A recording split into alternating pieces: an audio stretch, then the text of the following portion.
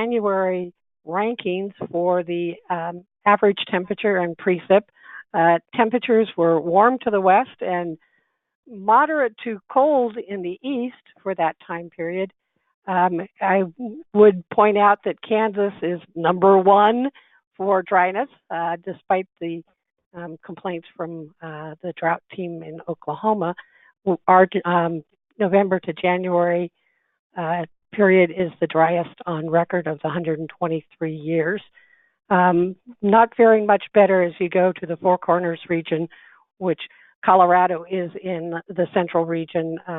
Montana and Wyoming are faring a little bit better on the wet side, but this is not a particularly wet time, and they're still recovering from the drought that they endured last year.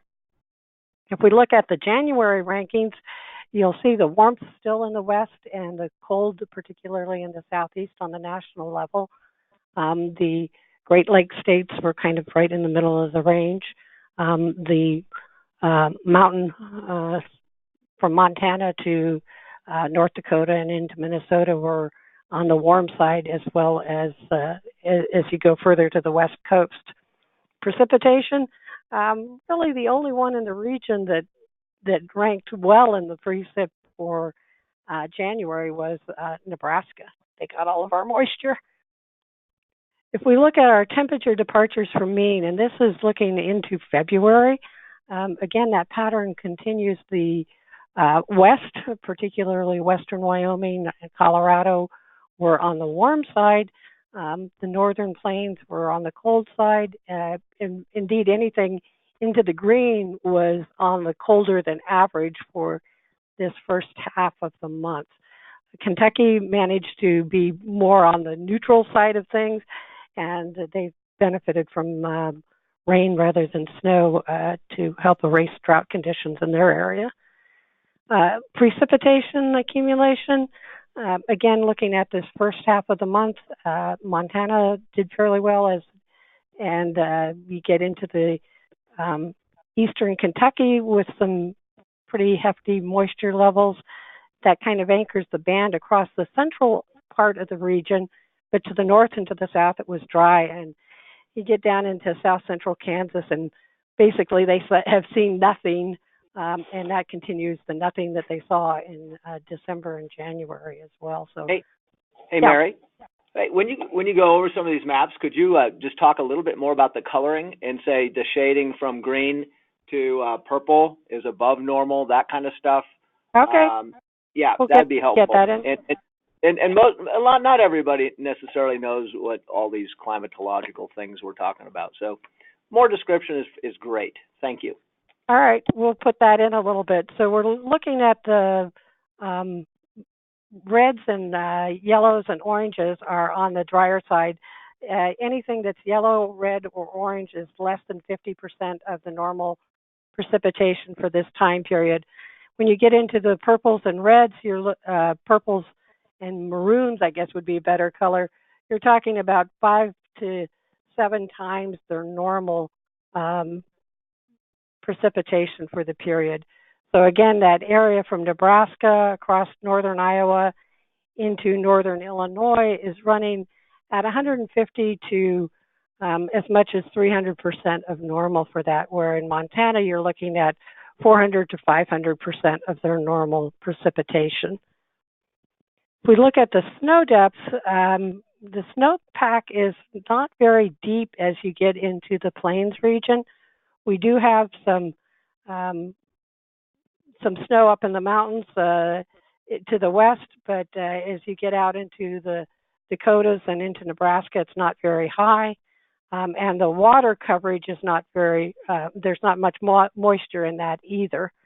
If we look at the snow depth as of this morning, again, you can see we're in the purples and maroons up in Montana. You're looking at somewhere between 24 inches, around 24 inches, but where you get into the light blues and the light greens, we're looking at an inch or less. So again, you've got very little snow cover in the Dakotas, particularly in eastern South Dakota, where you're basically trace amounts or nothing at all. If you look at the water equivalent of it, again, over 20 inches in the mountains of Montana, but as you move into the plains, we're looking at an inch or two of water contained in that snowpack, and that carries into Minnesota and Wisconsin as well. Again, not much water in that snow that's left there on the ground. If we look at the SNOTEL current snow water equivalent, all of the stuff in red, you're looking at less than 50% of their normal snowpack. You've got to get into the blues and turquoise up in the northern stretches where you're looking at greater than 150% of the normal snowpack. So again, southwestern Colorado is particularly low. You get into the mid mountain areas, it's a little bit better, but still not very good. And that's despite the snow that they had in the last week, where parts of the San Juans in Colorado went from they increased about 9% in their coverage in just a day, but that was jumping from a 36 to a 45% of normal, and still not very good. If we look at our snowfall as a percent of normal, the southern half of the region basically has had less than a quarter of what they would typically see. So there's not much protection for the winter wheat or the any of the fall planted crops. Doing a little bit better as you go into Nebraska and Iowa, but also moving back into that less than normal to near normal, particularly as you get into northern Minnesota, where they're running at somewhere around 10 to 25% of their normal snowpack in that region, which can have a negative impact on their winter recreation activities. If we look at our stream flow, not surprisingly, in the southern parts of the region, we're looking at very low stream flows. You're not seeing much in the way of stream gauging in the northern areas. A lot of those areas have freezing temperatures. The gauges are frozen, so there's not much record available for them. But particularly watching central Ohio and Illinois into Missouri, where we've got very, very low stream flows at the current time. You get over into Kentucky, and you see the effects of the recent rain and some flooding issues in that region. When we look at the snowpack, mountain snowpack above Fort Peck, it's running above average. And also from Fort Peck to Garrison is running above average. So that's going to be nice for their runoff pattern. But you get down into the Platte River Basin and it's running much lower. It's running, again, 84 to 90% of the normal for this time of the year. Soil temperatures are becoming of concern because that'll help trigger when dormancy begins to break to the south. We're still seeing our 2-inch soil temperatures under sod. In the blues, it's running in the 30 to 35 degree range. In the pinks and purples, you're running below 30 degrees. If we look at the snow depth, the frost depth, we still have some very deep frost depth levels, and they continue to increase. That has been a problem in a number of areas. Harry Hilliker in Iowa reported 2 major water main breaks in the last week. One at a mall near Des Moines, which basically closed the mall for all of Saturday, and another one at a casino on the South Dakota Iowa border. And that early estimates of damage has been over $500,000. And those are just the most recent events. So again, cold temperatures are still driving that frost depth at this point, and that could mean more issues as we go through the rest of the month. When we look at our surface lakes, we've still got fairly good Great Lakes ice cover. It's currently at just under 62% of the lake surfaces are covered. You can see where Superior, Huron are running above half of their surface covered. Erie is at 90%, but Michigan is only 43%, and Ontario is running fairly low with just 29% coverage right now as of February 13th. So when we put all that together and come up with the accumulated winter season severity index, not surprisingly, there's a mixed bag across the region. Kansas and Missouri have been pretty much average to moderate as far as the severity index goes. Montana is more in the extreme to severe, and of course, Illinois has jumped into the more of the severe and extreme, particularly with the latest snowstorms that have hit Chicago. It's not surprising that that severity index has increased. And Mary, just to add on to that, just so people understand this a little bit better, it's not just snow-based, it's based on temperature as well. So the fact that it's been cold in some of the places makes the season worse than, or makes it at least average, even though they may not have had a lot of snow. Right. It is a combination of both the temperature and the snowfall. But when you're jumping from an average to an extreme category, in many cases it is the snow-driven component that can switch from a average winter to a severe winter. Temperature takes a little bit more effort to drive that colder, to drive that severity level. You are seeing, as you move out of our region into the southeast, the accumulated winter severity index a lot higher because of the cold rather than the snow. But again, it's that balance between the two. And of course, you go out into Colorado, and they have had average to below average snow and warmer than normal temperatures, and so they're recording it more as a mild winter. Any questions on that? Nope, keep going. So next one, we're looking at the U.S. Drought Monitor, and this is the Northwest and the National Weather Service Central Region. You can see, again, the southern areas where milder temperatures and drier conditions have prevailed. We're seeing extreme drought creeping into the area. That's also true in southeastern Missouri. In the northern plains, this is more of a lingering situation carrying over from last summer. And of course, the winter has not been sufficiently wet to make any kind of major improvements. And indeed, the reporting in North Dakota that they've already started with their drought condition reports. Well, they'll start that 1st of March, which is about 2 months earlier than they normally start monitoring those conditions. They've also got a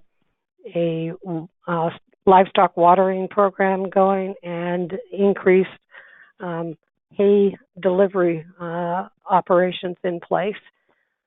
Similar livestock concerns are being reported in Missouri, where, again, carrying over from the dry fall, they've had stockwater pond issues, low hay supplies, and poor quality hays, and those impacts are likely to continue into the following season because cattle that are being fed the lower quality hay are likely to have more problems with calving, and so those issues that they're seeing this winter will have an extended impact. It's not something that'll be immediately erased. When we look at the change in category in this last month, there has been some slight improvement in the Montana region, and also in northeast Colorado and the northwest corner of Kansas and into parts of Nebraska. Question will be how long that persists. That's been more than offset by the deterioration in the southeastern part of Kansas, southern Colorado, and parts of Missouri and Illinois. When we look at the impacts in agriculture, one big concern is how much available moisture will be around as winter wheat emerges from dormancy. There have been some reports of cold damage to fruit trees and vines. In particular, Ohio was one area that reported that, where peaches were impacted by the temperature drops into the minus 15 and minus 22 degree Fahrenheit range. Continued issues with drought, the low stock ponds, the increased feeding of hay. There is, and we might put in just a slight possibility of a positive on this, might be a reduction in insect pressure due to the cold. That's still something that will have to be evaluated because those insects can be really good at finding shelter from those extreme cold temperatures. But overall, it's been a colder winter than we've seen in the last couple of years, and so there is some hope that that insect pressure will be reduced. Stream flows, the deficit precipitation have kept continued with low stream flows over most of the region, but we did have heavy rains in the eastern areas in eastern Kentucky where they've had some flooding issues. I had to put up Troublesome Creek, Kentucky, because it certainly looks like that creek was troublesome earlier this week, and the outlook for continued rains in the area are likely to keep that problem around for a while. Bringing back, I mentioned the fire danger, not surprising with the drought regions in the upper plains and into the southern plains. The significant wildfire potential outlook issued by the Interagency Fire Council has all of southern Kansas and southeastern Colorado in that extreme active behavior.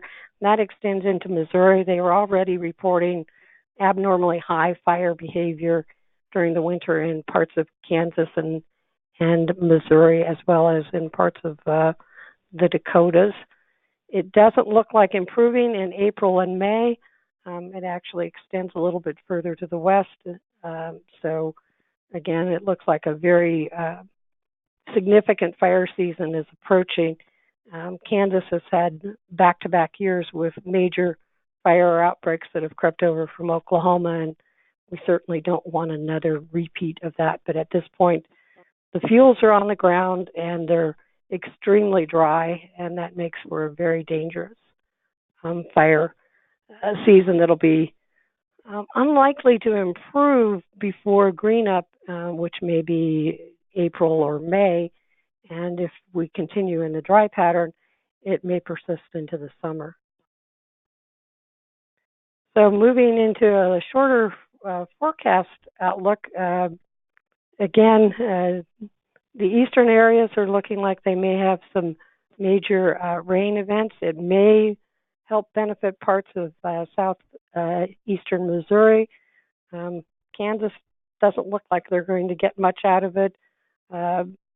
And again, looks like most of that moisture is going to be confined east of the Mississippi or into the southeastern area.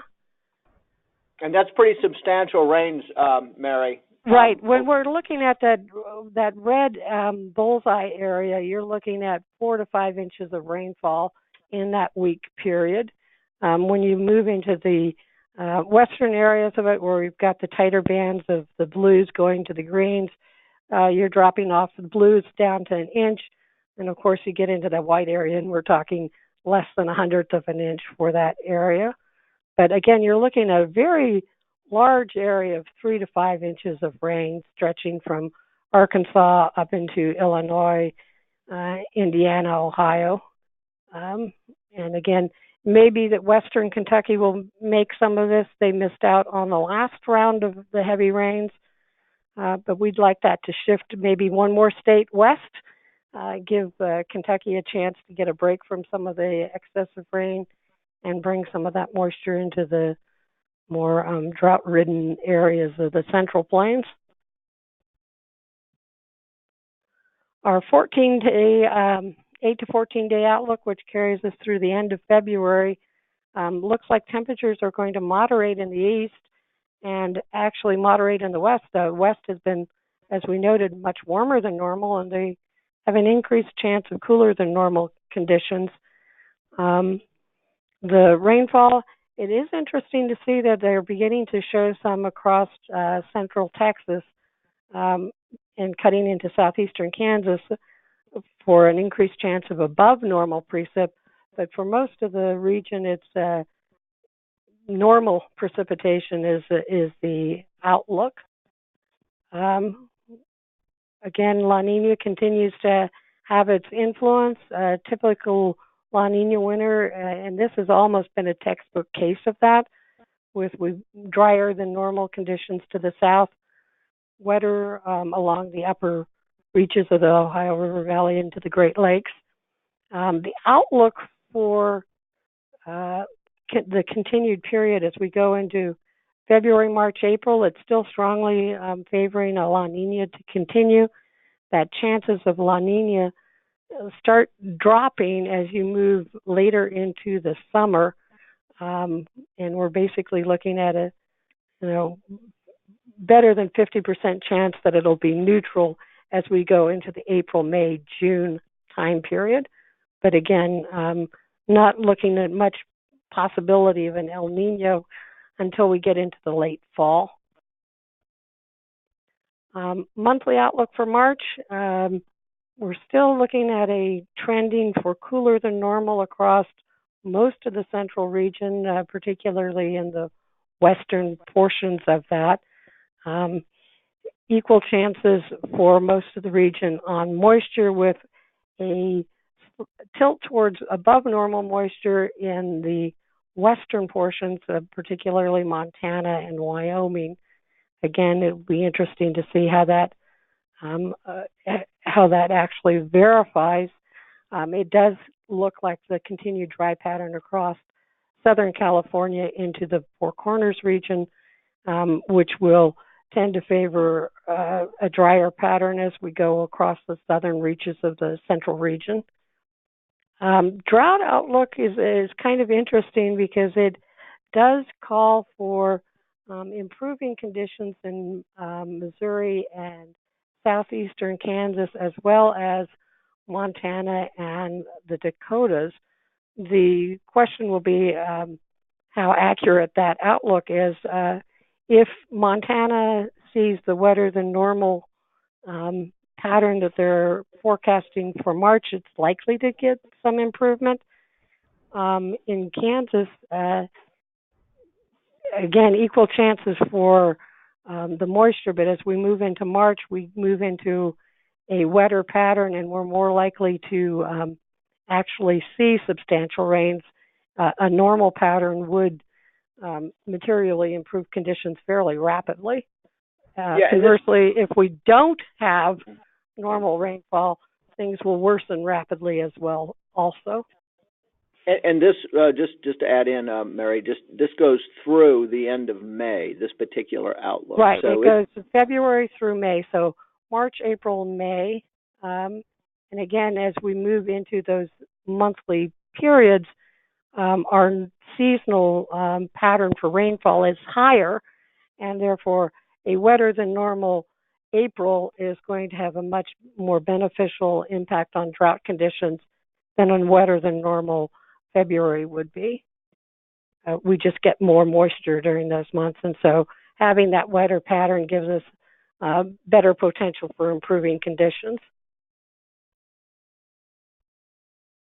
Our seasonal outlook for April, May, and June is not as promising. We look at it looking at increased chance for warmer temperatures and drier conditions in the southern parts of the region. more favorable in the north and eastern areas of the central region where they are favoring wetter than normal conditions. So again, they're not in drought right now, and it doesn't look like there's anything that would signal a decreasing condition for or increasing drought stress in those areas. Unlike Colorado and Kansas, where there's not anything to really give us encouragement for improving conditions. We push it out a little bit further, and again, it doesn't look at all promising for Kansas, where we've got the seasonal outlook June, July, and August for warm and dry. And again, those are our 3 wettest months on average. So being below average for those periods would really signal a strong possibility for drought for us. When we look at the flood opportunities or the chances for flooding, this is the upper Mississippi Basin. We're looking at wherever the green blocks are is a less than 50% chance of long-range flooding. Where the orange are, it's a minor flood risk. So again, basically not a significant outlook for flooding opportunities on the upper Mississippi Basin. Likely to be at least some flooding, where you might have an ice dam or you might have an isolated storm event that puts it over, but again, not a widespread heavy flood danger that we've seen in previous years. The Ohio River Forecast Center basically is calling for above normal chances of flood in the Ohio River Basin and the Cumberland Basin, likely through March before it gets into a more normal pattern in April and May. And they are expecting some significant events. More flooding is forecast in the eastern Ohio Valley, and then a shift to the western and the southern Ohio Valley. So moderate to even major flooding is possible in those regions. And again, you go back to our precip outlook for the next 7 days, and you're talking getting somewhere between 4 and 7 inches of rain in those areas. Missouri Basin outlook, again, some flooding possible on the Yellowstone, Wind River Basin, Big Sioux, flooding lower reaches of the northern Platte in Nebraska, and on the smaller tributaries in the eastern portion of the state. In Kansas, the flooding possibility is going to be mostly on the smaller streams in the eastern areas of the state where a heavy rain event can bring the water levels up really quickly. Flooding is possible in the Platte, Grand, and Osage basins in Missouri, again, mostly on the smaller tributaries.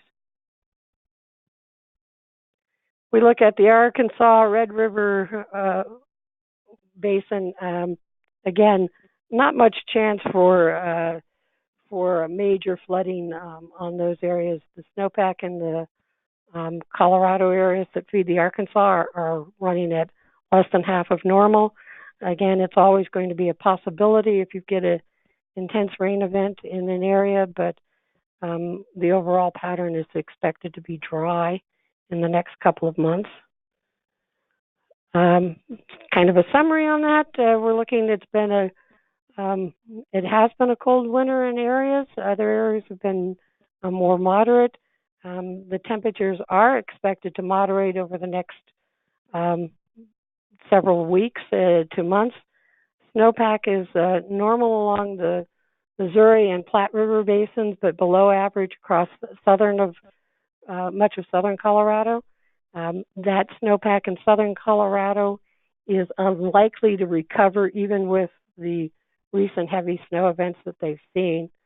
Dryness is becoming increasingly noticeable, particularly along the southern Great Plains, and the La Nina is likely to continue to diminish into the spring, but it is likely to still have some influence as we go into the early summer.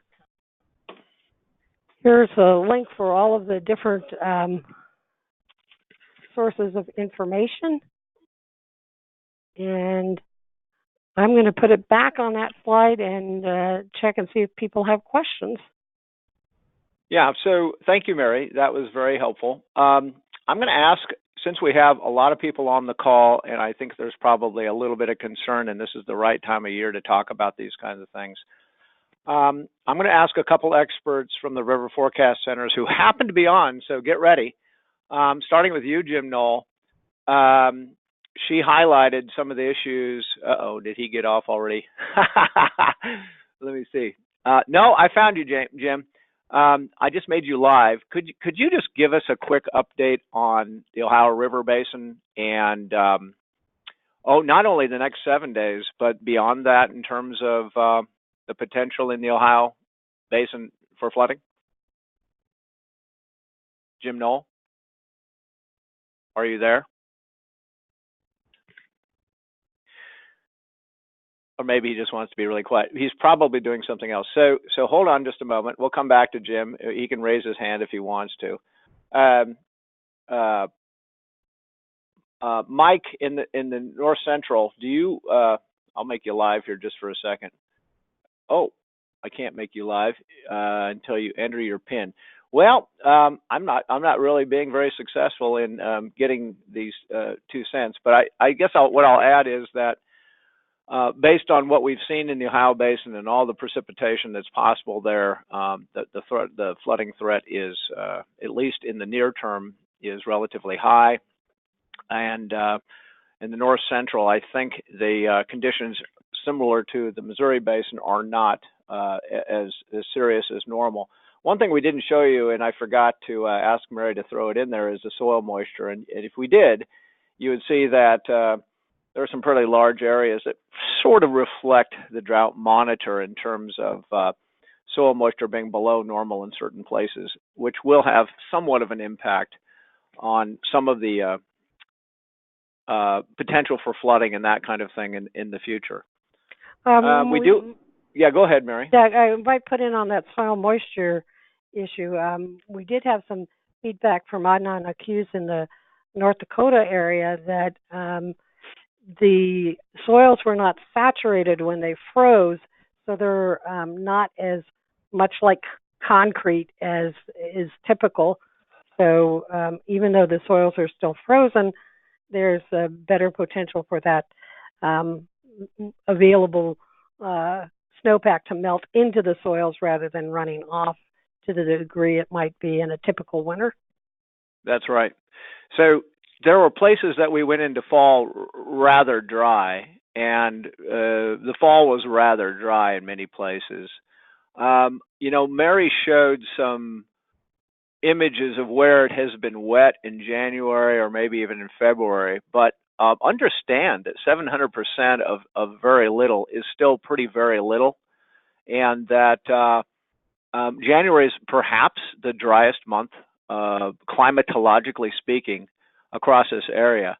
I'm sort of harping on the drought thing because there are some indicators, I guess, from the models and some of the outlooks and all that kind of business that substantial parts of the country are already in somewhat of at least a drought watch, if not a sort of drought condition right now. So looking at the outlook, saying where it's going to be warmer than normal, where it's going to be better chances. Hold on, Mary. Hold on. Yep. There we It'd go. Be nice. April, May, and June. Yeah, April, May, and June showing the warmer than normal. And Mary, maybe you could go find the March, April, May version. I think we forgot to put that in here. Well, we can bring it up real quick. CPC. Yeah, because that's the more recent seasonal outlook. And while she's doing that, so I'm harping on drought a little bit. I think this is just sort of an opening sort of salvo on the potential for this year to start off wrong. I hope I'm wrong. I hope we're all wrong in terms of the wetness and all that kind of business. Well, and I should note, even in the areas where they may be, for example, if we look at this March, April, May outlook, even in areas that are wetter than average, if your temperatures are above average, your ET is going to you're going to increase the evaporative demand, and you may not benefit as much from that above normal rainfall as you would typically with more reasonable temperatures. And Mary, you and Dennis talked a little bit about Dennis Toddy from the Ag Hub, USDA Ag Hub, is on the phone as well. Either one of you want to say a little bit more about dormancy and the fact that we're not going to be breaking dormancy due to the cooler temperatures anytime soon, unlike some of our last years. Like 2012 was one of those years, especially where temperatures were very, very, very warm. So go ahead, guys. Right. We're sitting in a situation. Last year was a problem in the eastern corn belt when we had a warm late winter. We had early dormancy break on perennials, particularly a problem with fruit trees.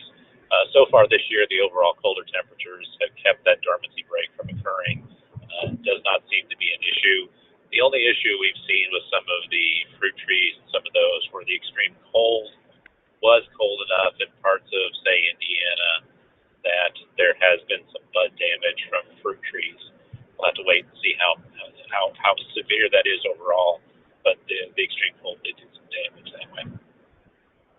Yeah. So we're sitting. Someone asked a question about the comparison to 2012 on the as one of the questions on our webinar today, and there are a few parallels, but 2012 was more than anonymously warm. Right. If you remember, March had 2 or 3 weeks of 80-degree temperatures in them. At this point, we certainly don't see that, and the rest of the winter was relatively warm before that even. Right. Go ahead, Mary. January was one of the warmest on records for that time period. So I pulled up the Global Vegetative Health Index map to show the greenness as we start here. And you notice that greenness has not crept very far north into the north central region. South central Kansas, southeastern Missouri, eastern Kentucky are showing some greenness, but when you go north of that region, it's not. And we can slide back and look at 2012 and see where it would have been at that time period, and look at how much more greenness is covering the region at the same time in 2012. Basically, all of Kansas and all of Missouri had started to show the high NDVI values, and that crept into the Ohio River Valley as well. So again, that's the contrast that we're seeing this year versus the last drought, the 2012 one. So again, here's where we are. If I can get back to week 3 in 2018, to 2017, 18. And again, we're just not seeing the same level now as this is week 6, 2018. Okay. And all if right. we go to 2012, okay, we need to move on. Yep. All right. So some of the other questions that we had were what are the agricultural implications of a small snow water equivalent? And I'm assuming Benjamin and I'll give you. Maybe Benjamin's not on. Anyway, we'll answer the question either way. Yes, there you are, Benjamin. Benjamin, I made you live. But the agricultural implications of a small snow water equivalent across the plains and/or the rest of the region where it is. I guess I'll let Dennis and Laura answer that. But before they do, put that also in the context of another question that we had about the impacts of extremely dry air with no snow cover, kind of along the same lines of less snow water equivalent. In terms of fire danger, cold, windy days, and low relative humidities. I know that's a lot to cover, but I guess we can start with the ag impacts of less snow on the ground for the most part across the plains. Yeah, this is Dennis. You know, the issue you have with that much snow cover in the plains is winter wheat needs some protection when you have some extremely cold temperatures. We've had less of that this year. On a few occasions, you've had some of that. the rangeland areas do respond pretty well to some snow cover. So especially the ones that are in drought and recovering from drought last year could use shots of snow to get some soil moisture into them. But you could make that up with rainfall in the springtime. That's the biggest issue. Another Dennis. Well, I was just going to say, Dennis, really quickly that that if you were in a drought, if you were already in drought and you went into this winter and were hoping to get some snow, which is always helpful, things have not improved that much. No, they have not very much. Yeah. There's another. Okay. This is Mary again. I want to break in just a little bit. There's another aspect with the snow cover. If you have heavier snowpacks or even occasional heavy snow events, it tends to pack down the grasses and make for less active fire behavior. When you don't have those snow events, those grasses stay upright and they carry the fires much more rapidly. So that is a concern in the grassland areas where that lack of snow cover, even if you get rains, those fine fuels dry out very quickly in an hour or less. And with that upright, you get a more active behavior. Right. Okay, another question that we had was, in terms of fires, absolutely, when the snow disappears, as soon as the snow goes away, especially in the Dakotas, the reason you want a good snowpack is that pretty much if you have a snowpack, you're not going to have your rangeland fires. Once it's gone, Dennis, and you're from up there, and you can probably answer this. Certainly in Kansas, it doesn't usually have a lot of snowpack. Is prone to fires whenever it's windy and dry, which is a lot of the winter time. But up north, it tends not to until that snowpack is gone. Well, that snowpack hasn't really materialized. So, anything to say about that? Yeah, right. Even in years when you're not in drought, there is that period after snow is gone and before you green up, even if you're wet. In fact, you still have a fire season, but when you're in drought conditions, that makes that potentially worse. Yeah, and Mary showed a couple maps that showed the fire danger being increased in certain parts of the country. I think it's a real worry this time across the plains for the most part. I put the map back up, and again, it's interesting to note that does extend into southeastern Missouri, where you don't normally think of that significant wildfire danger being there. Mary, I wrestled the presentation away from you, actually. Oh, well, okay. I actually have a different map up. Well, but that's okay. You've got the snow map. Yep, I'm going to keep moving here. Will the current excess precipitation in the eastern Corn Belt have an adverse impact on planting in spring? Dennis, you want to handle that? Sure. Excess wetness is always a problem in the springtime. But there's still a long time to go yet. But if we saturate the soils with current conditions, which we are in certain places, the likelihood of slowing planting down is possible. The far eastern Corn Belt, delayed planting is not as major an issue because their season length is amply long. But it's, that's a typical place where we have some problems. Okay. So that's worth keeping our eye on for now. And then, again, we've pretty much covered this, but flooding concerns for the spring. Currently, there have been some ice jam flooding because of the cold temperatures. Rivers, streams, whatever, tend to freeze all the way to the bottom unless they're a major river. That's pretty thick ice, no matter where it is. If we get a sudden warming or if we get a rain event on top of that ice, that kind of thing, it can definitely lead to ice jam flooding. And there are known places where that happens. I would say this year is probably one of those years where there's a heightened concern for that kind of thing in those places that normally have ice jam flooding. So We talk about the rivers in Nebraska and the Platte and the Elkhorn and the Loop, for example. But other places north of there, Milk River's already had some up in Montana. So it's a potential, a little more than normal, and probably places further east as well. And then the other thing I think I just want to make sure everybody understands is where we showed heightened chances for flooding. Those are pretty common in Missouri, eastern Kansas, southeast Nebraska through the spring due to convective, or what we call thunderstorm rainfall. It could happen anytime with a 2 or 3 inch rain over that area, even if the soils are a little drier than normal, which they are. It'll rain hard enough that you can get some minor flooding in those areas. So that's why some of those areas were shaded, if you will. During the December webinar, there was concern raised about, similar scenario to 2012. I think we've pretty much covered that.